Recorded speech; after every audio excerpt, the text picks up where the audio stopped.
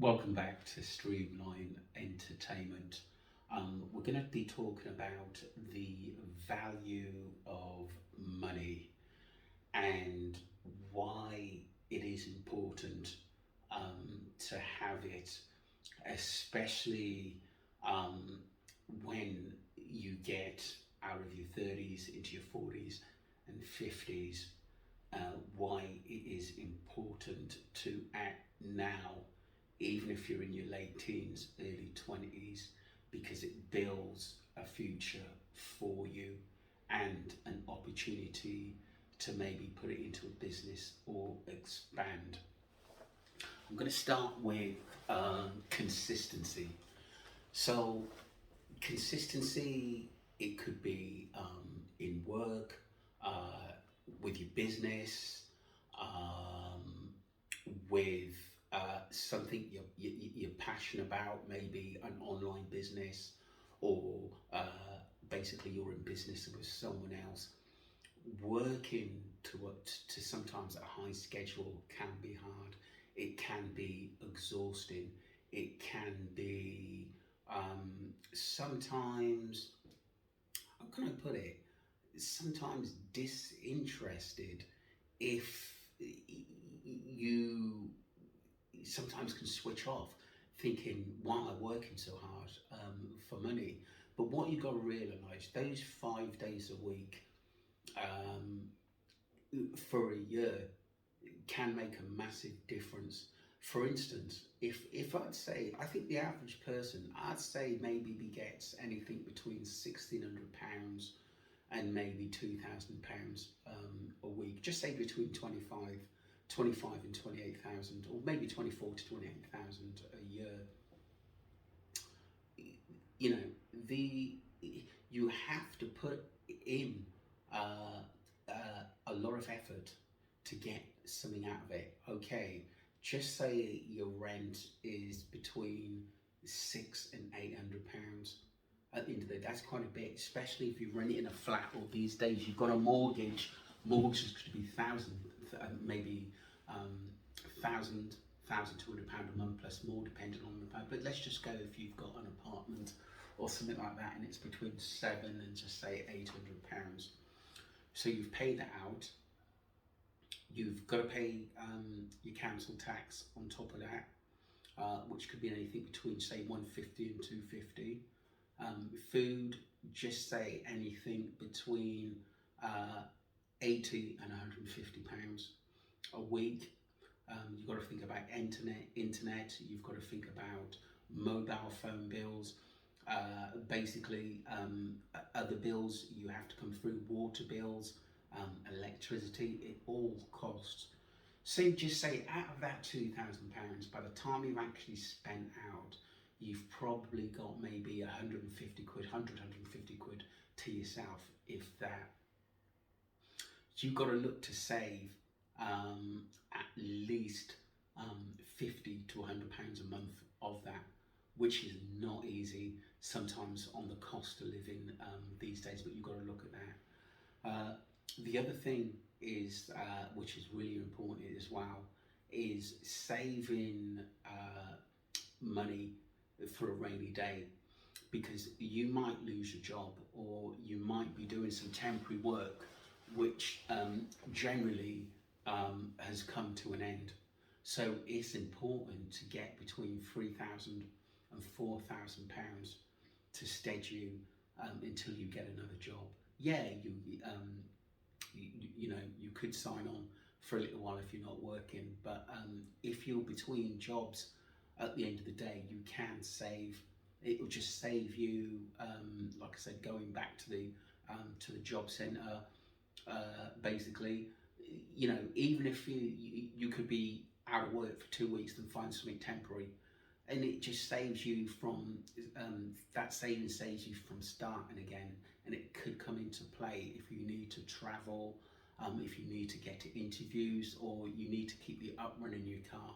It's very, very important to get that 3 months rent behind you and just keep it there, because you never know what you might need it. That's very, very important. Promotions at work, overtime.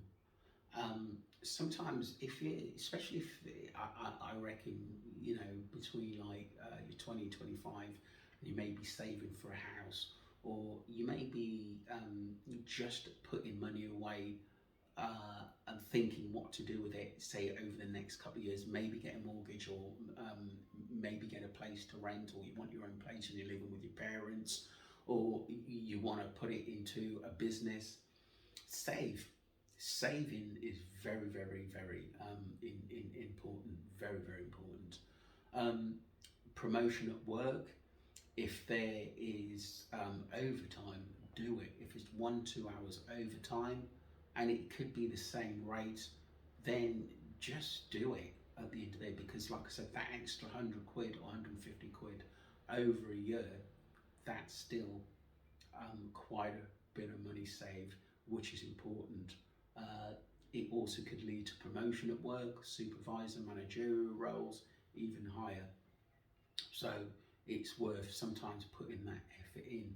Sometimes if you don't like your job, what I tend to think to do is see what course you can improve. If your grades weren't that good at school and you want to go back to college, see what courses are out there that will improve your CV, or even just apply for another job you can see yourself doing, but you haven't got the qualifications for it, and sell yourself sometimes. Sometimes all you've got to do is go to that interview and sell yourself and say, look, I'm willing to learn, I'm willing to take courses, I'm willing to do anything, basically, to get you at that ladder. So that's important too. Building steps to maybe go on the housing ladder. You may want to buy and sell houses, or you may get a flat to rent.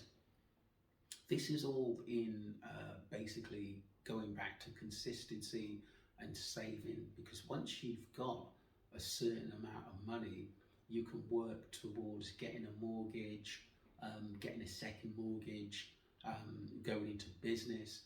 You know, having savings is massive. It's very, very, very important. When I was in the catering side of things, catering work for ages as a chef, as a baker, grill chef. I've done everything: hotel work, restaurant work, basically you name it. I've done it. Was even a manager at BMW, basically as a catering manager. I've been there. But I think what it is like I said, it just boils back to consistency, and building for a future is big. It's very, very, very, very big. You may want to go into, like I said, an online business. There's many ways of making money online. Bitcoin. I know friends of mine who've earned a hell of a lot of money out of it, and they're still doing it now, and they're very, very, very wealthy. If that's your thing, that is fine. When I was earning, I'd say 1.5 a month, it's about 10, 15 years ago. Let's say 1.5 to 1.8, depending on, like I said, the hours that were going. It wasn't a great deal of money, but I was still trying to put 300-400 a week. Because I was freelance, some of the jobs could be maybe 2,000, 2,500, even touching 3 sometimes, but you had to put the hours in. When I was self-employed, basically I came out of catering, and I just found myself basically earning sort of the 3 to 4,000 bracket, which is about £1,000 a week.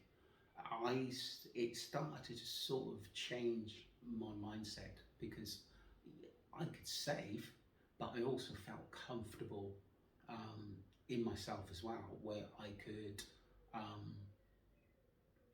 take a holiday comfortably every sort of 3 to 6 months. I knew that I could put £1,000 away, even £2,000 away, if I didn't have basically a lot of outgoings. that month, I could go out, I could eat at restaurants, I could basically eat in any cafe and not think about, you know, what I've spent. You know, I could take my daughter out anywhere and not think of, you know, not think about what we're spending or what I've got to pay out for the rest of the month.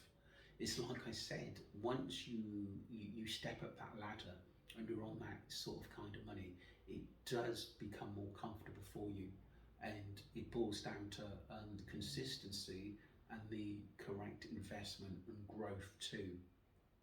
But you've got to keep going, keep determined. It's like I said, sometimes we do a job because sometimes we have to do it just to earn a living, but we don't like what we're doing. There's always something else that you can do, basically to change your course of direction. If you're in like a warehouse job or you're in the catering trade, find out if there's a vacancy for management. If you're in the pub trade or you want to go a bit further, you know, you know, go online and see whether there's basically a better place where you can make more money or there's more hours for you. Don't be afraid to get a second job, because the second job would pay off. Or setting up your own business, if that's what you want to do and you've worked out you can actually earn money and it's something you're passionate about. There's always ways of growing and making more money.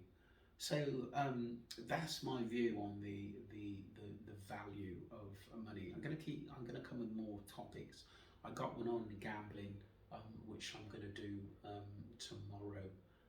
But I hope you like the video, and don't forget to subscribe to Street